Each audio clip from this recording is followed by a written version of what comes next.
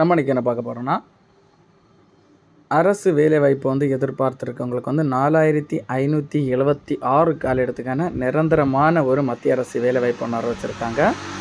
All India Institute of Medical சயின்ஸ்லேருந்து அறிவிக்கப்பட்ட ஒரு அரசு வேலைவாய்ப்புங்க. நிரந்தரமான ஒரு வேலைவாய்ப்புங்க. ஆன்லைனில் இருக்கிற வேலைவாய்ப்பு தான் அப்ளை பண்ணணும். இந்த வேலைவாய்ப்பு ஃபுல் டீட்டெயிலே வந்து நம்ம கிளியராக 1 by 1 பார்க்குறது முன்னாடி நம்ம சேனலில் ஃபாலோ பண்ணாதவங்க மறக்காமல் ஃபாலோ பண்ணி வச்சுக்கோங்க. நம்ம இப்போ இந்த வேணால் போஸ்ட் நேம் பார்க்கலாங்க. அசிஸ்டண்ட் உதவியாளர் போஸ்ட்டுக்கான வேகன்சி தாங்க ஃபுல்லாக இது பண்ணியிருக்காங்க.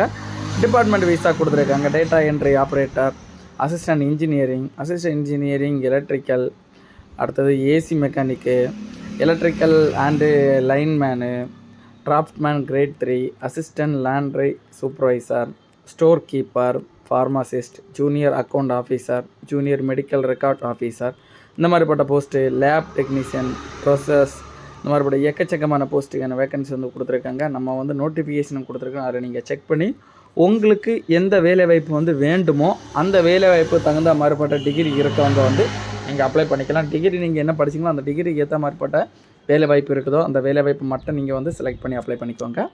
டிகிரி பார்த்தீங்கன்னா 10th 12th ITI, diploma, BE, BTech, ME, MTech, BSc, MSc முடிச்சிருக்கவங்க எல்லாருமே இந்த வேலைவாய்ப்பு வந்து தாராளமாக அப்ளை பண்ணிக்கலாங்க.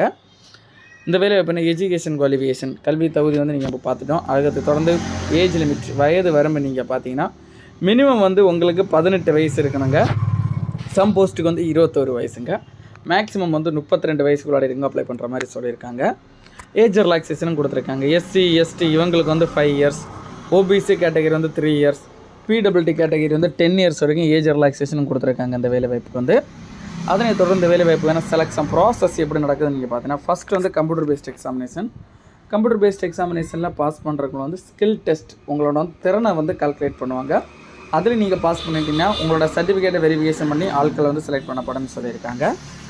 அப்ளிகேஷன் ஃபீஸ் இந்த வேலைவாய்ப்புக்கான உங்களுக்கு கட்டணம் பார்த்தீங்கன்னா எஸ்சி எஸ்டி பிடபிள்யூடி கேண்டிடேட்ஸ்க்கெல்லாம் வந்து உங்களுக்கு 2400 ரூபாய் per ஒரு ஆளுக்கும், ஜென்ரல் கேட்டகரி வந்து 3000 ரூபாயும், பிடபிள்யூடி கேண்டிடேட்ஸுக்கு வந்து அவங்களுக்கு வந்து அப்ளிகேஷன் ஃபீஸ் எதுவும் கிடையாதுன்னு இந்த பேமெண்ட் எல்லாம் வந்து ஆன்லைன் பேமெண்ட் மூலம் வந்து நீங்கள் பே பண்ணணும்னு சொல்லியிருக்காங்க.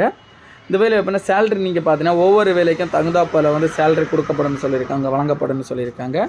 கிட்டத்தட்ட பார்த்தீங்கன்னா உங்களுக்கு 20,000க்கு மேலே தாங்க எல்லாத்தோட வேலைவாய்ப்புக்கும் சேலரி வழங்கப்படும்னு சொல்லியிருக்காங்க.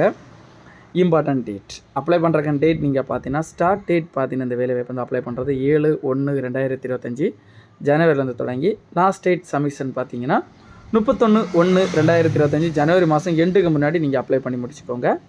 இந்த வேலைவாய்ப்பு வந்து உங்களுக்கு எக்ஸாமினேஷன் வந்து February மாதம் 26 மற்றும் February மாதம் 28 வந்து நடக்க இருப்பதாக சொல்லியிருக்காங்க. இந்த வேலைவாய்ப்பில் உங்களுக்கு ஏதாவது டவுட் இருந்தால் டவுட் கிளியர் பண்ணுறதுக்காக official website, official notification link எல்லாம் வந்து நம்ம டிஸ்கிரிப்ஷனில் கொடுத்துருக்குறோம்.